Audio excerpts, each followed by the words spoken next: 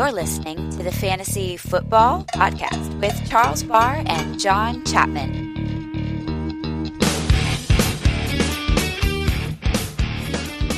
Here we go, the very first episode of Fantasy Football with the question mark with Charles Barr, casual football fan and brainchild fantasy analyst Jonathan Chapman. What's up? What's up? Today it's finally happened, John. Man, we've been working on this for a long time, and so it's a lot of fun whenever you do all the notes and get all the everything, questions and stuff set up, and whenever it finally comes together, man, it's like Christmas. Today's a great day. It's like Christmas, but it's also like every other day because this is what we do every day. It's just for the first time we're going to record it and we're not going to cuss. So, not going to try to cuss. I might slip a couple out and we'll just kind of see how it goes. Absolutely. But John, tell us a little bit about what this league is about and how it's a little bit different from other podcasts. So basically the idea is this. I'm an ex-football coach down in just outside of Dallas, and absolutely love football. I got out of coaching about 5 years ago, but I'm so addicted to watching film I couldn't help it. So I watch film religiously. I mean, it's absolutely insane. And you get such a great perspective on this stuff, and I absolutely love fantasy and am beyond addicted. So I said, hey, man, let's put this together. And, you know, you and me, we talk on the phone a little bit too much about football and your Eagles, my 49ers, and we decided to take it to the next level. And so the idea is we are going to put a film-based coaching approach to fantasy football. Obviously, we have lots of stats and metrics, but the idea is much more I watch all of the plays. I watch every single game. And I break it all down. And so that's kind of what we're going to do is we're going to try to go a little bit deeper. And you know what is interesting is that John and I are both Texas boys. We both played football in high school.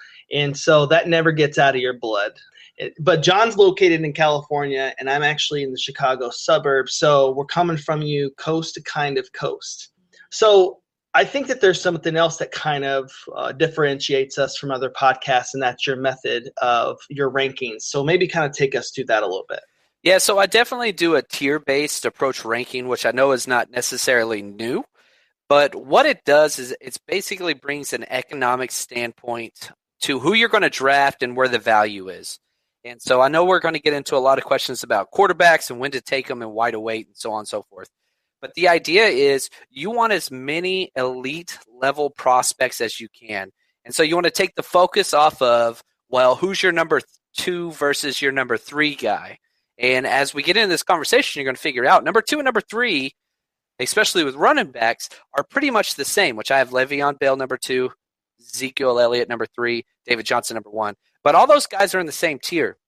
And what happens is, as you move down the tiers, you figure out who you like more and who you don't like as much, and it really helps you grab value, and it really plays a big role later on because you can clearly see within positions which player you are absolutely in love with and where the value is and where it's not.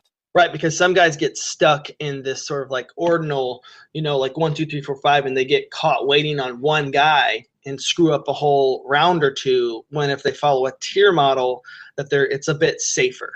Exactly. And as you get into roster construction too, you know, your first few picks are going to kind of be predicted based on where your draft is and kind of what you're wanting to do, if you're wanting to go safer or more risky. And so if at the top end of your draft, you've got lots of high-end, high-risk players, you're going to want to balance that out later on with safer guys that aren't going to be as high upside, but are going to be a lot safer, guys like Frank Gore, for instance. And so it really helps you balance out your roster so that your risk is minimalized. I think that's a word. And it's just a lot safer for the season. So our foundation is set. Our listeners should understand basically kind of what we're doing. Let's get into the most important position group on a fantasy roster, running backs. Let's maybe go through. Again, you kind of gave us a peek into that top tier. Let's go through some more of those rankings, though. Okay, so number 1, let me just get this off my chest. David Johnson, I mean, he is top-notch, the best player in fantasy. And if you have the 1-1, whether it's dynasty, whether it's redraft, best ball, it doesn't matter. It needs to be this guy. And if you look back at his stats from last year, David Johnson's stats are the equivalent of LaShawn McCoy's rushing statistics and DeAndre Hopkins' passing statistics. You put those together, and that's David Johnson. It's unreal. I mean, it doesn't even make sense. He had 6 games over 30 points. The next closest person had 3.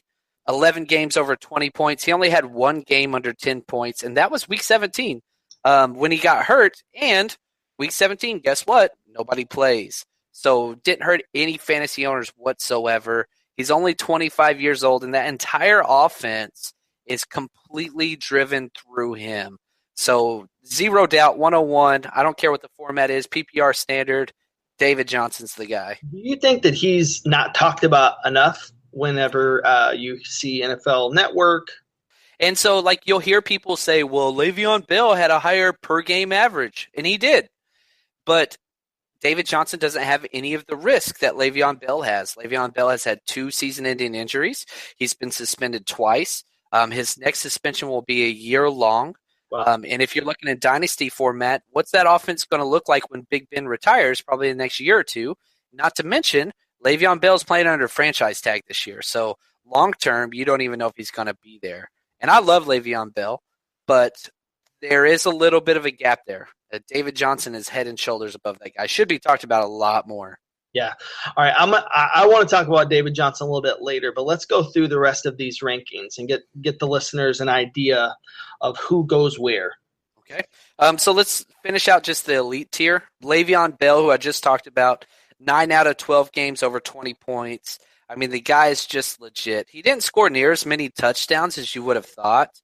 He only had 9 touchdowns, which is kind of on par for him. The last few years, he's had 8 touchdowns, 11, 3 touchdowns, and then 9 touchdowns. The year he only had 3, only played in 6 games, so you can't really fault him for that one. But he goes out. He does have the 2 big injuries. He's got the Liz Frank injury where he missed a lot of time, and he hyperextended his knee in the playoffs, and so he's torn his MCL. He's had a groin injury. It's a lot of stuff, but absolutely top-notch offensive line, and it's probably the most high-powered offense in the NFL because you can't stack the box because they got Antonio Brown and now Martavis Bryant. So he's going to put up some great numbers. Sammy Coates, and I think they traded – they got themselves a tight end as well. Well, they had the tight end. They signed what's his name off the top of my head? They signed him from San Diego, and they cut him. They went ahead and let him go. And so that didn't pan out. Ladarius Green. Ladarius Green, sorry, thanks for the help. Yeah, so they let him go. They cut him. So they're rolling with Jesse James, who is not a bad spot start. He's basically going undrafted in most common leagues. So he's going to get targets. He really is. If you look at the games whenever he played, he's going to play. But, yeah, I mean, that's just such a beast league. And they drafted Juju Smith-Schuster, who I not super high on, but he's going to perform. So that's safe. That's super safe. Yeah. So next is a guy I think is from Dallas, I'm guessing. Oh, boy, Party Zeke. He's the man. He's in some trouble, too. Adam Schefter just tweeted out that he would not be surprised if suspension comes down on Ezekiel Elliott. He's got a couple things going on. One was his domestic abuse charge, which was cleared by the police, but the NFL has kept this on going for over a year now. He got some trouble during Dallas where it was the parade, and the girl next to him, who apparently he knew, he just reached over and lifted up her shirt and exposed all of the goodness. So there's some things there, but absolute monster. I mean, he led the NFL in rushing, 1,631 yards. The next closest guy was 300 yards behind him, and that's Jordan Howard. And he didn't even play in Week 17, so he could have kept going. Now, one thing I will say, he had 2 horrible games against the Giants. So you want to be careful for that. And he doesn't get as much catches, so PPR hurts him. But if you look at that offensive line, there are 3 All-Pros on that O-line. So he is going to have holes. Ron O'Leary went to Denver. Doug Free retired. Go ahead. I said, can we talk about that line for a second? What do you think about it, man? Where would you put it as far as the NFL goes? Do you think they're top notch? I still say number 1. I was having this conversation actually with my dad and my brother today because there's been a lot of offensive lines that have now crept up into that conversation. And, you got the Browns who made major improvements, the Raiders, but then don't forget also about the Titans. My God, those bookends, they're insane. Yeah. I love the Titans, Tennessees, and Oaklands. Yes. PFF, Pro Football Focus, who I'll talk about a lot just because I like the work that they do for most positions. But they ranked the upcoming offensive lines, and they put the Cowboys at 9, which was an absolute shock. I think they're definitely top 5. You have 3 All-Pros out of the 5. But, those guard spots, or at least one of the guard spots with Jonathan Cooper, I mean, if the Browns cut you, I'm just going to be honest with you, usually not pretty good. I guess the exception to the rule was Gabriel for the Falcons, but the Browns cut you, there's something going on there. Well, also, too, Collins is now moving to right tackle, correct? That's what they're going to try to do, which is going to be interesting. He's never played right tackle. He was left tackle at basically his entire career at LSU, and he played guard for the Cowboys last year. So we'll see what happens. It's a transition. It seems pretty easy going from left tackle to right tackle, but it's totally different. Your body basically has to readjust to every basic movement you do. It's a lot easier going from left tackle to left guard, but we'll see how it goes. I would love to have Leo Collins as my right tackle personally. I think he's going to be great. Yeah. Okay, so those are our elite guys. Let's go through this next tier. All right, so the next tier, man, these are some great guys and guys that you absolutely want to have. And so I go through 4 through 8. So I have 4 is LaShawn McCoy, 5 DeMarco Murray, 6 Melvin Gordon, 7 Devontae Freeman, and number 8 Jay Ajayi. And so how do you feel about those guys? So I guess one of my questions is Jay Ajayi too low? Because for me, maybe I have him a little bit higher. I think I would take him over Melvin Gordon for sure. Okay. Well, if you look at it last year, I have him at number 8, but he finished last year as number 11. And so definitely the potential is there. And I totally understand that. And I get why everybody's so big on Ajayi. Great offensive line. I mean, that's awesome. But if you look at just his numbers from last year, he had 1 game over 30 points, 4 games over 20, 8 over 10. He had 6 games under 10 points, which if you look at the top 20 running backs in the NFL last year, he was the highest for all 20 for most games under 10 points. Okay. And so you get that camp hype coming out of Miami, and they're talking about how he's just going to be amazing and he's a 2,000-yard player and all this stuff. And maybe. I will say the talent is there. The O-line is there. We'll just have to wait and see how it's going to go. But I'll be honest with you. He's got too many bad games for me. He's such a home run play. So in best ball leagues, go get Jay Ajayi. But in standard, I don't know. I want to pump the brakes a little bit. So that's why he's at the very end of my tier. There's another guy who I kind of wonder about because he's kind of getting up there. I mean, he's been around since Brian Westbrook and Deuce Staley. I mean, his rookie year. I already know who you're talking about here. Yeah. I mean, my old boy, Shady McCoy, love him. But can he keep it going? I mean, he's phenomenal. But, again, I mean, he's getting close to 30, I believe. Man, I absolutely adore LaShawn McCoy.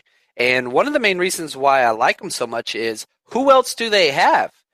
They were starting to lean as the year went on more and more on Gillislee, and then the Patriots stole him from him. So now what do they have? They have Jonathan Williams behind him. And I mean, he can play, and I do like him, but they don't have anybody else to give the ball to.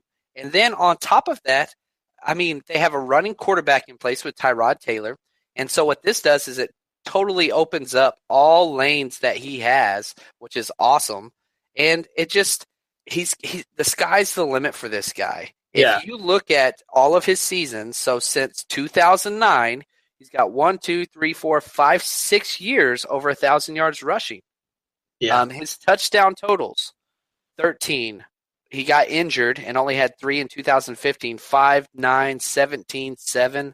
I mean, the guy can ball out, and he's just as clutch as you can be. Whenever he plays, now the one thing I will say this, because I've had Shady in some of my leagues, he's scary to own and watch the games because there's about 2 to 3 times a game where he limps off the field holding his shoulder or his ankle or whatever, and he'll play through it. But, man, your heart stops. You're just like, oh, no, not now, not now. But I love Shady. That boy's a beast. Yeah, last year I was fortunate to own Shady and David Johnson on the same team. It was a good year. That's so that's that second tier. Is Marshawn Lynch in that next tier? Is he somewhere in there? So I like Marshawn Lynch, and I think that in redraft leagues, man, go get him. I have him ranked as my number 17 running back this year, so he's going to be an RB2. And whenever I say RB2, usually the standard league has 12 teams. So the top 12 running backs are RB1s. The next 12, 13 through 24 are RB2s, so on and so forth. And so I have him in kind of my fourth tier, but at the bottom.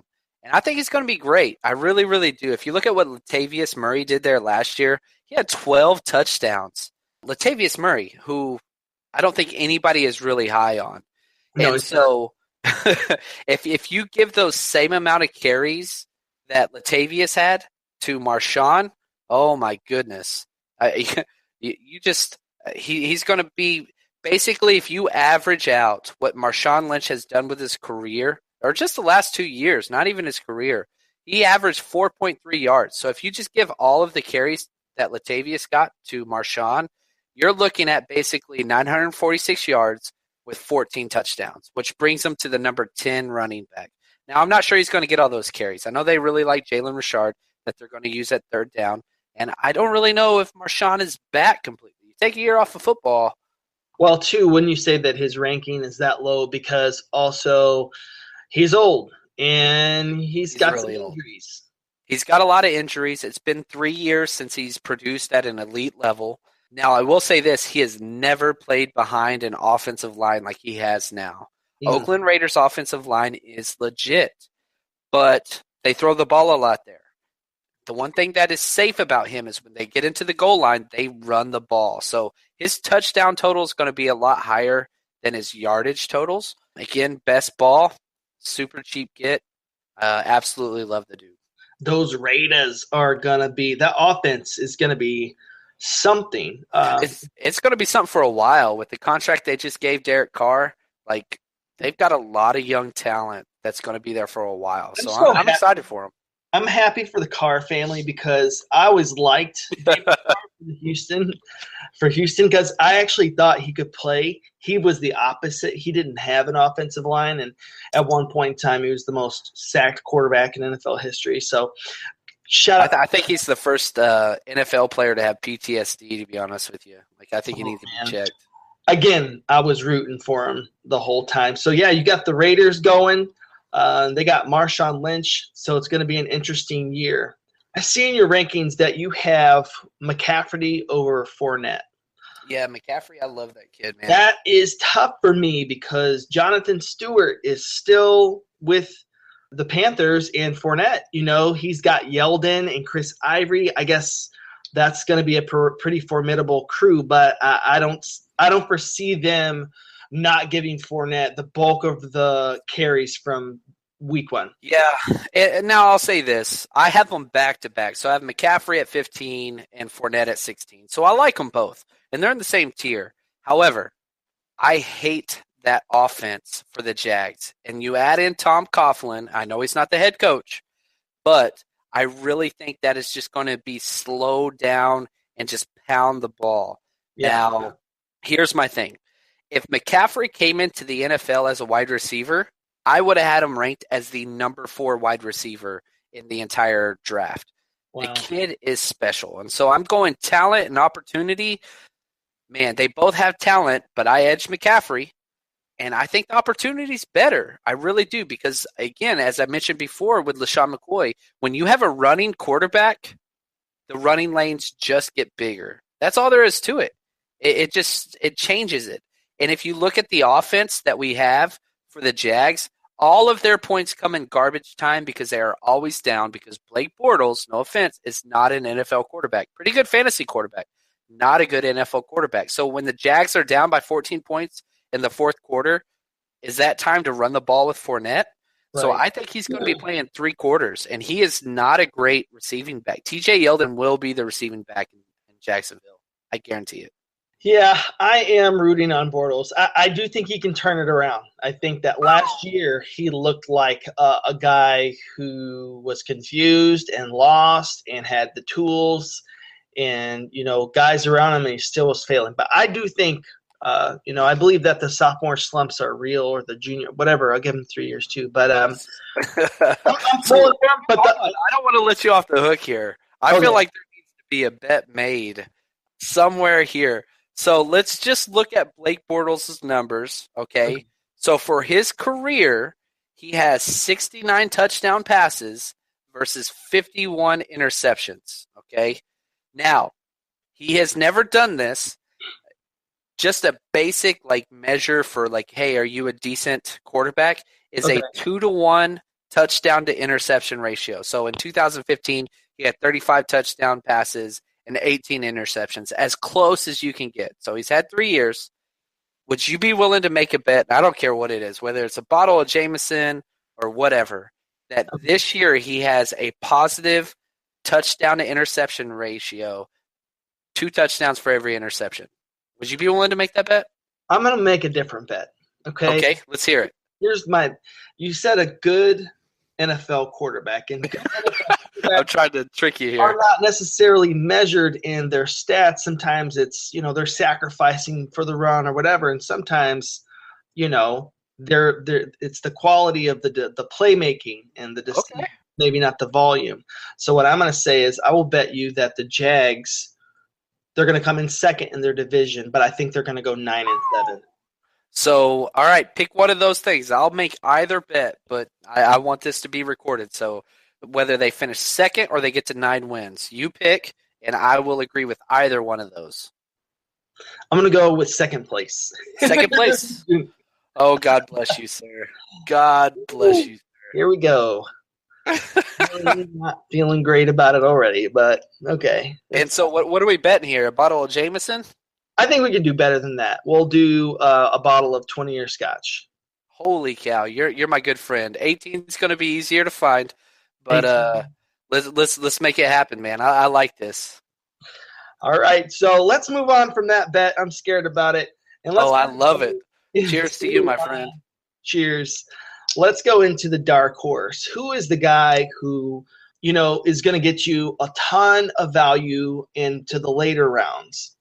Okay, so I am huge on Amir Abdullah, and I know a lot of people were really high on him last year, and then, he got injured the very first game, and I get that. I have him ranked as my number 19 running back, which is just, it's pretty early. Every league that I've already taken place in this year, whether it's an MFL 10, whether it's redraft or dynasty, I'm getting him in every league. They have upgraded their offensive line big time. 2 Pro Bowlers added to that with Wagner and the right tackle from the Ravens. Now, if you look at that offense, they throw the ball so much. You cannot load the box. And he can catch the ball very, very well. I'm really, really excited about him. If you go back and watch the All or Nothing with the Arizona Cardinals on Amazon from 2 years ago, and they're in the draft room, and with the second pick or their second round pick, they call up Amir Abdullah, and they're like, "Hey, we just picked you, Amir. We're so glad to have you at the Cardinals." And he's like, "Oh, coach, Detroit's on the line with me, and they're the pick before you. They just picked me." And so you saw how devastated these 2 guys were, the GM, Steve Keem, and Bruce Arians. They were just like, "Oh, damn, what do we do now?" And so they passed on running back in the second round. Guess who they picked in the third round? None other than David Johnson. Worked out great. But it shows you that these guys were willing to take a round earlier before David Johnson, this Amir Abdullah. He's got the talent. He's just got to put it together to stay on the field. Stop fumbling the damn ball, but I think he's got somewhere to go. So on the other end of that, who's the guy who's, just being talked about too much and he's too high in the rankings? Man, I'd probably say Spencer Ware, who I like. I like him a lot as a player, but it seems like the Kansas City Chiefs don't like him as a player. They went out and they traded up for Kareem Hunt in the third, and I absolutely love Kareem Hunt's game. He's never fumbled a ball. We'll get into him. But Spencer Ware's average draft position is at the 14th running back. So he's a high-end RB2 according to basically where everybody has taken him. Now, I have him basically at 18. So I guess I'm down about 5 spots on him. But if you look at what he did last year, like he's never really had just a giant year. He finished at 17 last year, but he had some huge holes in his game. He missed a few games. And if you look at these are his last 3 games, 7 points, 12 points, 10 points. And that's in a PPR. And so he had that huge blow up game in week 1, but after that, it just, I don't know. I just don't think there's much there for upside.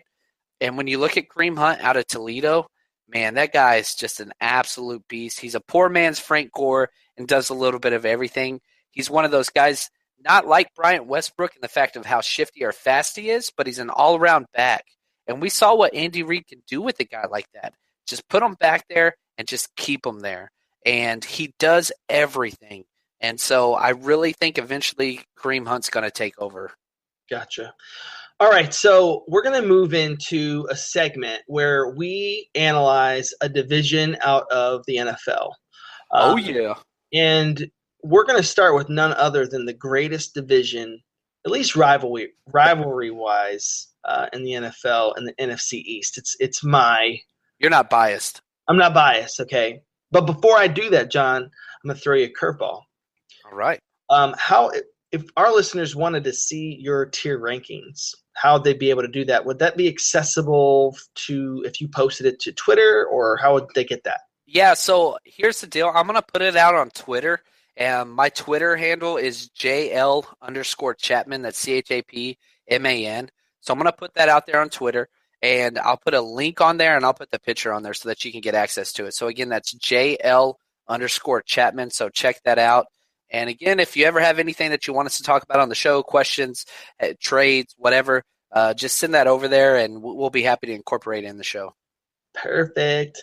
All right, so let's get into the NFC East. I think we're just going to take a look at some predictions here and could just kind of talk about the division. So, all right, let's switch roles because I want to hear what you got to say, man. Who is going to be the winner? Actually, you know what? Let's start at the bottom because I'm a San Francisco 49ers fan, and we've been terrible lately. Yeah. Who is going to finish last place in the NFC East this year? Redskins, hands down. Yeah, I got them last place too. Why do you think? Why? I mean, they won the division a year ago. They've got the quarterback. They've got the offense. Why do you not like them? Well, they've changed receivers around, and I think that Pryor has an amazing upside, but he's not locked for me because he's not a polished guy per se.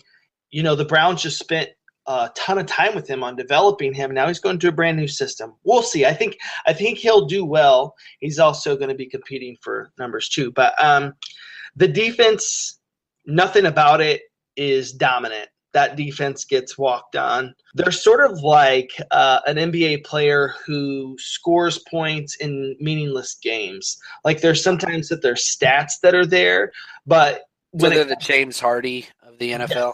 Exactly. So it's just like I don't believe in their defenses out of all of the defenses in the division. They're ahead of the Cowboys, but the Cowboys that offense is something else. But yeah, Redskins and an unhappy Kirk Cousins, mind you. Oh, I'm hoping. I hope he's super sad, which this is an important week for 49ers fans because if he doesn't sign his contract extension by this week, they can't negotiate with him till the end of the season.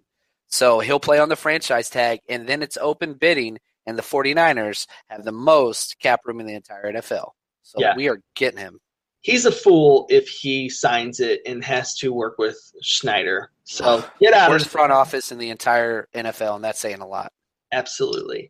So moving into number 3, and this is going to be controversial, but I got the Cowboys. And you got to do it. I love it. As an Eagles fan, I'm sure that everybody else is tripping out on that. Okay, and I get you because it's a very talented team. To me, best offensive line in the league. Tyron Smith is. I haven't seen a guy like him in a very long time. He's once in a generation kind of player. Zeke, I got to give him credit. He's awesome. Dak, I'm not sold on. I think that he only works at SV. People love Dak. Yeah, people are going to question that, but here's the deal: I never saw Dak get to a ton of reads. especially early on in his few games. I saw him develop a little bit later on, but he's also sitting back there with the most cushiony offensive line you've ever seen, with the offensive weapons that people pray for. And, they did what they did, and he stepped up to the plate. But I'm not sure, with Cooper at guard, Collins newly at right tackle, and a defense that has fallen off the face of the earth, been traded away, left in free agency, or has been suspended. That's the thing I was looking at. If you look at how many people they've had suspended the last few years, it's unreal. Their defense got so much worse, which they were opportunistic last year. They played pretty well defensively, but this year, yeah, I've got Cowboys finishing number 2, but they're up for regression. They're not going to do what they did last year. Just can't happen. Their schedule is so brutal, and you're without your best pass rusher in Nate Irving. You got other future suspensions that could be possibly on the way. Yeah. This is in trouble, I think. But that offensive line could save them. A dominant offensive line might get them, but I still don't see them being better than the Eagles or Giants. I got you. So who do you have at number 2, man? The runners up. Number 2, the birds are flying high. Making our way. I think Wentz definitely has a better season. I could see a few more picks for him. I think the sophomore slump is real, but it depends on which Wentz do you get. If you look at his stats in the first 4 weeks, he had 3 games above 100 passer rating. Weeks 5 through 16, not one. In fact, he had 1 game above 90 after that. And so, I'm sorry, 2 weeks 16, he had another game. So, I don't know. I love Carson Wentz, and I think long-term he's going to be great. I'm curious to see what he can do with Lane Johnson back, because I don't know how much of that was contributed to losing one of the best right tackles in the league. I was just about to say, you're going to see the Carson Wentz, hopefully, with one of the best offensive lines in football. And hey, PFF, they put you guys at the number 1 offensive line for the 2017 season. So crazy to me. I don't agree with it, but I do love it. But, instead of just talking about Lane Johnson, let me talk about who, Big V, or Vitae, if anybody knows him, the right tackle. People were literally just like celebrating as a defensive end when they knew they got to go up against this guy. He wreaked havoc. And then there were other injuries, and we were just getting obliterated with no run game, our wide receivers had the most drops, second most drops in the league. Ridiculous. It was bad last year, man. Talk about upgrading a wide receiver core, though. Good Lord.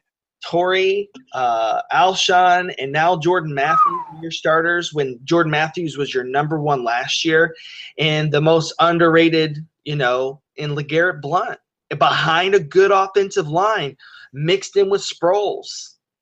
I love it, man. Yeah, and that defense.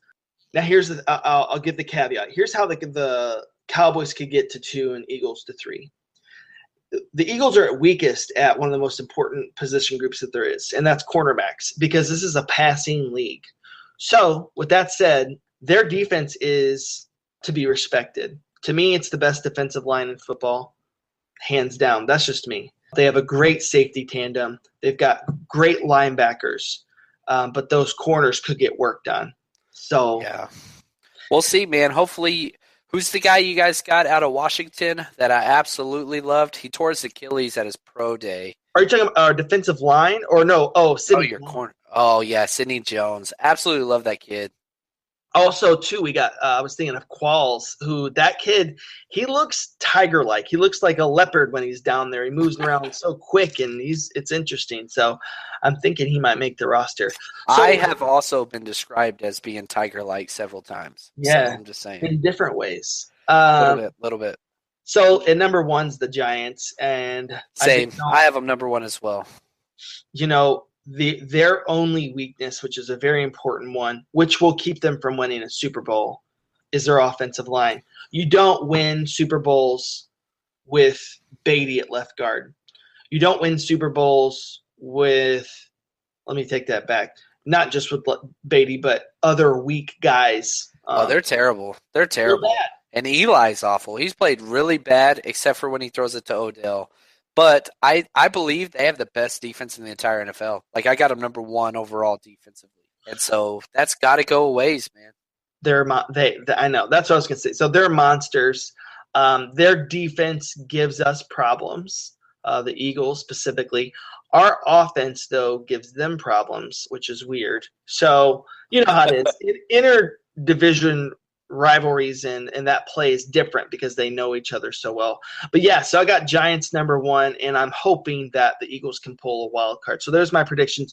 Do you disagree with any of my predictions? The only thing I had the Cowboys and Eagles switched. I had Giants 1, Cowboys 2, Eagles 3, Redskins 4, and a Redskins big time 4. But tough division, man. Whoever gets out of this, unless it's the Cowboys, will do well in playoffs. Cowboys never do well in playoffs. Ask D'Angelo Williams. Yeah, D'Angelo Williams.